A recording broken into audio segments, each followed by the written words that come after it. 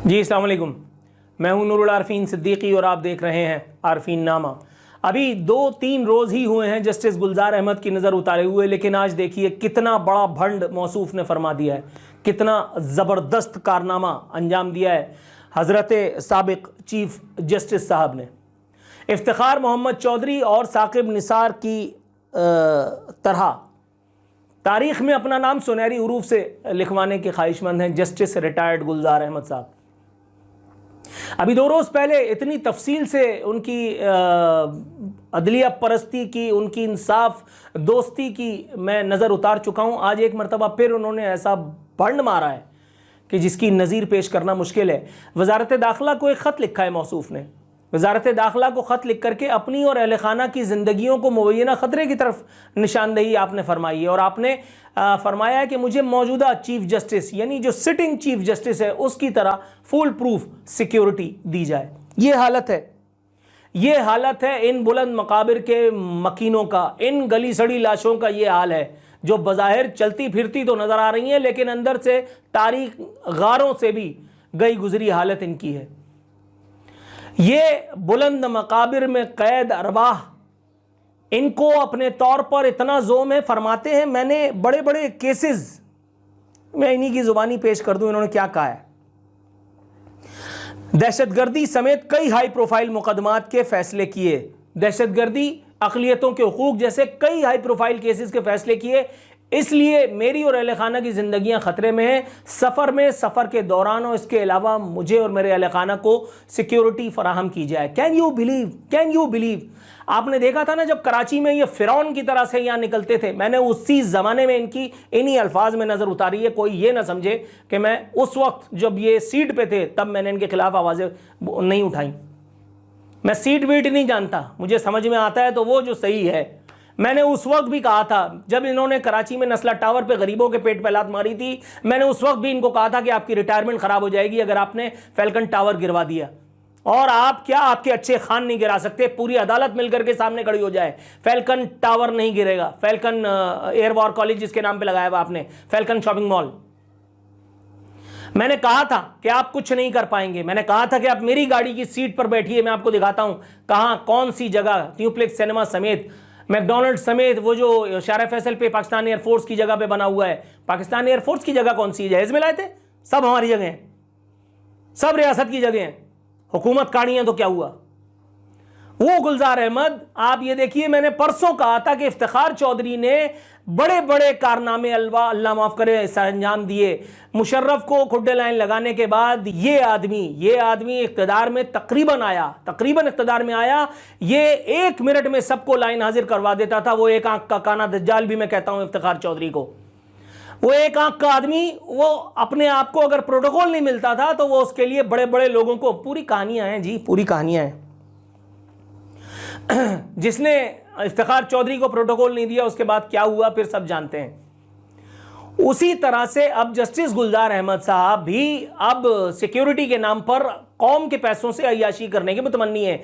मैंने पहले भी बताया था कि इफ्तिखार चौधरी हज़रत अबू बकर सिद्दीक़ और हज़रत उमर फारूक रज़ियल्लाहु ताला अन्हु के नाम ले लेकर के लंबी फेंका करता था, लंबी बातें किया करता था। लेकिन हालत ये थी, औकात ये थी कि जब रिटायर हुआ तो नवाज शरीफ हुकूमत की मिन्नतें तरले करके नवाज शरीफ से 18 सिक्योरिटी गार्ड मांगे, बुलेट प्रूफ बम प्रूफ गाड़ी ली। किस खिदमत के सिले में? ऐसा क्या उखाड़ लिया था? दिल्ली का लाल किला हमारे लिए फतह करके लाया था या क्या किया था? ये साले टके के सरकारी मुलाजिम, इनकी ये औकात है। इनको CD 70 नहीं मिलती अगर अल्लाह ताला की रहमत इनके साथ नहीं होती। ये सड़ जाते 100 रुपए रिश्वत खा करके। ये 2.5 लाख रुपए में अपनी पेंशन जो है ना पाते तो भी बड़ी मुश्किल थी। 2.5 लाख रुपए तो बहुत बता रहा हूँ, 250 पेंशन जिनकी बहुत मुश्किल से होती। ये बुलेट प्रूफ बम प्रूफ गाड़ियां उड़ाएंगे हमारे पैसों से। मतलब पाकिस्तान में कहते हैं कोई मुकद्दस गाय नहीं, पाकिस्तान में अदलिया से बड़ी मुकद्दस गाय कोई है? काला कोट पहने हुआ आदमी किसी के मुंह से मास्क छीन ले, वेंटिलेटर किसी की मशीन बंद कर दे, इमरान खान का भतीजा हो सो हो, लेकिन उसका साथी भी अगर है काला कोट पहने हुआ है तो उसको बारात मिलने से किसी का बाप नहीं रोक सकता। मौजूदा चीफ जस्टिस जब आए तो इनकी भी मैंने, इनके हवाले से भी मैंने ट्वीट किया था, मैं आपको बता देता हूं। इन्होंने फरमाया कि जजेस के बारे में हर्जा सराई जो है वो नहीं होनी चाहिए। मैं एग्जैक्ट वर्डिंग्स आपको जरा सुना देता हूं। इन्होंने ये नहीं फरमाया था, इन्होंने जो फरमाया था उसके बाद फिर मैंने कहा था, फिर कहते हैं कोई मुकद्दस गाय नहीं है, कोई मुकद्दस गाय नहीं है। मौसूफ अदलिया के हवाले से बड़े सेंसिटिव पाए जाते हैं, हमेशा अपने इदारे के हवाले से हर आदमी सेंसिटिव पाया जाता है, लेकिन ये कुछ ज़्यादा ही थे। हमारा क्या मौत पड़ गई, सबको अभी मैसेज करने। अल्लाह की पनाह, तौबा इस्तग़फ़ार। मैंने क्या लिखा था यार, ज़रा जल्दी से दिखाओ मुझे। ये देखें, कहते हैं जजों को बदनाम करने वाले हमारे एक्शन से पहले सोच लें। मतलब जज चाहे कुछ भी करता फिर हम उसके बारे में बात करें तो बदनाम हो जाएंगे। तुम कत्ल भी करते हो तो चर्चा नहीं होता, हम आ भी बढ़ते हैं तो हो जाते हैं बदनाम। ऑर्डर जरा सही कर लेना, मतलब बात तो ठीक की है, मतलब तुम चाहे जो कुछ करो। इफ्तिखार चौधरी का मैं नाम ले लूं तो एक्शन ले लोगे, साकिब निसार का मैं नाम ले लूं तो एक्शन ले लोगे, गुलजार अहमद की अगर काली करतूतों पे मैं बात करूं तो एक्शन ले लोगे, बनी गाला का महल रेगुलराइज करने पे सवाल कर लूं तो एक्शन ले लोगे। मुकद्दस गाय इसे नहीं कहते तो और किसको कहते हैं? एक और क्या फरमाया था, जजों को स्कैंडलाइज करने का रवैया गैर आईनी, इसका कुछ करना पड़ेगा। ये मौजूदा चीफ जस्टिस का कहना है। बताइए, इसका कुछ करना पड़ेगा, लेकिन उन केसेस का कुछ नहीं करना जो अदालत में पेंडिंग है। इमरान खान को सादिक और अमीन करार देने वाले जजेस में ये भी मौजूद थे, ये भी इमरान खान को सादिक और अमीन करार देने वाले पैनल में थे। अब आप समझ जाइए, अब आप समझ जाइए, मैं ज्यादा कुछ कहूंगा तो तौहीन अदालत, और तौहीन अदालत से बचना आपको पता है कि मोर देन इम्पॉसिबल है या नेक्स्ट टू इम्पॉसिबल है। जजों को स्कैंडलाइज करना, ओ भाई जज जो कर रहा है उसके बारे में हम बात नहीं कर सकते, और अगर जजों के बारे में बात करना गुनाह है तो फिर ये पाकिस्तान तहरीक इंसाफ की social media brigade, Pakistan Tehreek Insaf के पालतू एंकर आने कराम, वो तोतला, वो पोपला, और ये दूसरी जिसको एक छोटी सी नन्ही परी, ये यूट्यूब से आगे नहीं बढ़नी थी, इसने इसको ले आकर के प्राइम टाइम एंकर बना दिया। वो जस्टिस काजी फायज ईसा साहब के हवाले से जो गुलफचानियां करती है, जो लंतरानियां सुनाई जाती हैं, उसके बारे में कौन बात करेगा? आज उस तोतले ने एक ट्वीट दागा है, जस्टिस काजी फायज ईसा ने वो एक बैनर उतरवा दिया सेहत इंसाफ कार्ड का, तो लिखता है, बाकायदा ट्वीट करता है उसके ऊपर कि अगर आप क्रिकेट मैच देख रहे हैं, जज साहब, मोअज़्ज़िज़ जज साहब, लगता है टीवी बंद करा देंगे, क्योंकि कल इन्होंने रोड पे चलते हुए बैनर उतरवा दिया था, वहां टीवी पे प्रमोशन हो रही है सेहत इंसाफ कार्ड की। ओ भाई, यही प्रमोशन तो तुमने हलाल नहीं मानी थी, इसको हराम करार दे दिया था नवाज शरीफ के दौर में कि ये पैसा तुम्हारे बाप का है। यही जुमला था ना, ये तुम्हारी अम्मा का पैसा है, ये तुम्हारे अब्बा का पैसा है, ये तुम्हारी फूफो का पैसा है, ये इमरान खान अपने घर से लेके आया है, ये आरिफ अलवी अपने घर से लेके आया है, ये जनरल शुजा पाशा की जमीन जायदाद बेच करके ले आए हो, ये साकिब निसार ने गिफ्ट किया है ये पैसा। जजों को स्कैंडलाइज करना मतलब, इफ्तिखार चौधरी ने कौन सा दिल्ली फतह किया था? साकिब निसार ने जनरल शुजा पाशा के साथ मिलकर के जो पाकिस्तानी कौम के मैंडेट पर नकब लगाई, जिसकी वजह से पप्पा जानी और उसकी औलाद आज हम पर मुसल्लत है, उसके बारे में बात करते हुए क्यों नाफ उतर जाती है? साकिब निसार की तरह से ये जस्टिस गुलजार अहमद, इन्होंने कौन सा ऐसा फैसला दे दिया? बनी गाला को रेगुलराइज कराया था, दैट्स ऑल।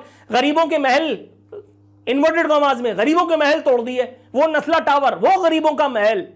पूरी जिंदगी मेहनत करने के बाद उन्होंने जो कुछ कमाया उसके लगा गए। अब समझ लो क्या कह रहा था मैं, उसके लगा गए।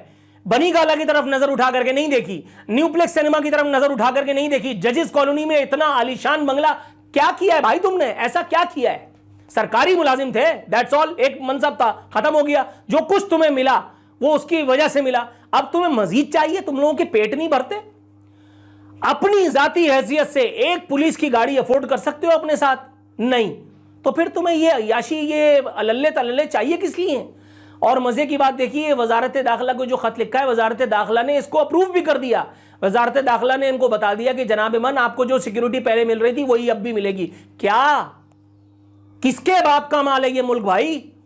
किसके बाप का माल है? गुलजार अहमद के, इमरान खान के, वो जो दूसरे ठेकेदार आए हैं उनके, या जो आगे आने वाले हैं, ये जो पिछले चले गए थे उनकी विरासत है ये। कौन इस मुल्क के फैसले कर रहा है और क्यों कर रहा है? हमसे पूछे बगैर ये फैसले क्यों हो रहे हैं? हम का मतलब अवाम, हम का मतलब अवाम। अवाम की वजह से जाकर के अवाम के नाम पर बैठ करके दिहाड़ियां मारते हो, नकब लगाते हो, और उसके बाद फिर कहते हो कि तुमसे सवाल भी ना किया जाए। क्यों? नबियों का आना तो मतरूक हो चुका, खत्म हो चुका, मौकूफ हो चुका वो सिलसिला। पीरी मुरीदी का ही दावा कर दो तो चलो हम तुम्हारे बारे में बात ना करें। क्या मतलब तुम कह रहे हो कि तुम मुकद्दस गाय नहीं हो? जजिस के बारे में बात करो तो तौहीन हो जाती है, जर्नैलों के बारे में बात कर दो तो रियासत की बुनियादें हिलने लगती हैं, मीडिया के खिलाफ अगर बात कर दो, मीडिया दो नंबरी जो कर रहा है, तो मीडिया वाले खफा हो जाते हैं। किसी सियासी जमात की अगर नजर उतार लो सही बात पे ही सही, वो खफा हो जाते हैं। तुम लोगों ने क्या बनाया हुआ इस मुल्क को? ये कायदे आजम का पाकिस्तान तो नहीं, तो गुलजार अहमद का पाकिस्तान है, ये तो इमरान खान का पाकिस्तान है। अभी सब 2-3 दिन में फिर मुनाफकत करने लग जाएंगे। यौम कश्मीर, कश्मीर छुड़वाना है, कराची संभल नहीं रहा, कश्मीर लेंगे। गलती से कश्मीर मिल भी गया तो वही बंगाल की तरह असर होगा। यह हालत है इस मुल्क में। चोरों, डाकुओं, लुटेरों की हुकूमत का सिलसिला खत्म होने का नहीं, का सिलसिला खत्म होने का नहीं। यह हालत है इस इस्लाम के नाम पर बनने वाली मुमलिकत का कि जहां अदालत तक में बैठे हुए लोग, माइनॉरिटी सही लेकिन अदालत तक में बैठे हुए लोग इस सिस्टम को नहीं, इस मुल्क को डेंट लगाने के लिए, अपना रोल अदा करने के लिए कितने ज्यादा फाल हैं, कितने ज्यादा फाल हैं। फिर वो इफ्तिखार चौधरी हो, वो साकिब निसार हो या जस्टिस गुलजार, कोई फर्क नहीं। और अगर आपने ज्यादा बात की तो तौहीन अदालत, तौहीन अदालत। फौज के खिलाफ अगर आपने जजेस के, सॉरी क्या, जर्नैलों के हवाले से अगर आपने बात कर दी तो आपको कहेंगे कि रियासत का मुखालिफ है।